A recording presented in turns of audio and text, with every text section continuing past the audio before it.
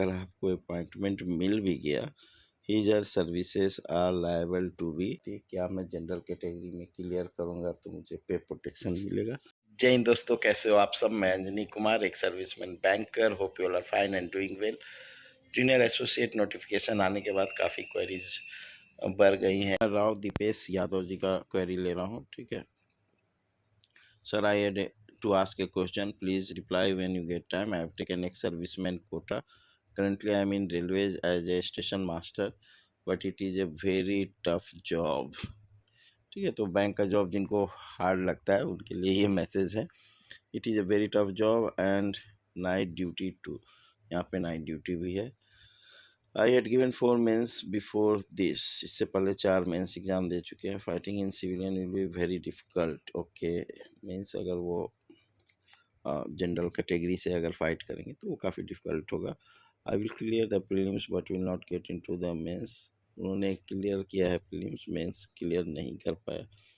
I did not get into the last time, पिछले बार भी नहीं क्लियर हुआ। Sir, if I apply as per XM quota and get selected in future it will be known by someone because such things cannot be hidden.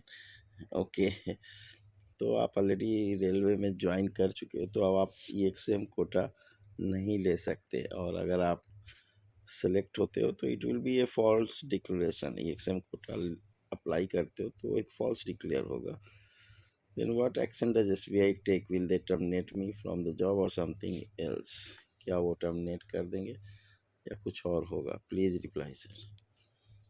तो ऐसे case notification में ध्यान से देख लो, यहाँ क्लियर लिखा है, आप डिस्क्लेमर देखो, ठीक है। पॉइंट नंबर 18 नोटिफिकेशन में आपको मिल जाएगा। In case it is detected at any stage of recruitment that a candidate does not fulfil the eligibility norms and और that he she has furnished any incorrect stroke false information or has suppressed any material facts, कुछ facts अगर उन्होंने छुपाया है, ठीक है। indulge in unfair practice during examination, his her candidature will stand cancelled, ठीक है। तो कैंसिल हो जाएगा if any of these shortcoming is are detected even after appointment।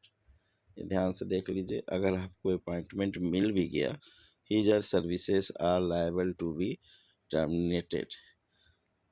Decisions of bank in all matters regarding eligibility, conduct of written examination, other test and selection would be final and binding to all candidates. No representation or correspondence will be entertained by the bank in this regard. तो ये ध्यान से आप notification पढ़ोगे तो point 18 disclaimer में clearly mentioned है। There should not be any doubt, आपको अब जनरल कैटेगरी में ही अपीयर करना पड़ेगा। आप एक सर्विसमैन कोटा अवेल कर चुके हो। और ये भी क्वेरी आती है, क्या मैं जनरल कैटेगरी में क्लियर करूँगा तो मुझे पे प्रोटेक्शन मिलेगा? तो ये आपको पे प्रोटेक्शन मिलेगा, आप एज रिलैक्सेशन लेकर जनरल कैटेगरी में क्लियर कर सकते हैं। This video will guide you. Thank you for giving your precious time. God bless you all. ऐसी कुछ और इम्पोर्टेंट क्वेरी हो तो कमेंट सेक्शन में आप लिखना।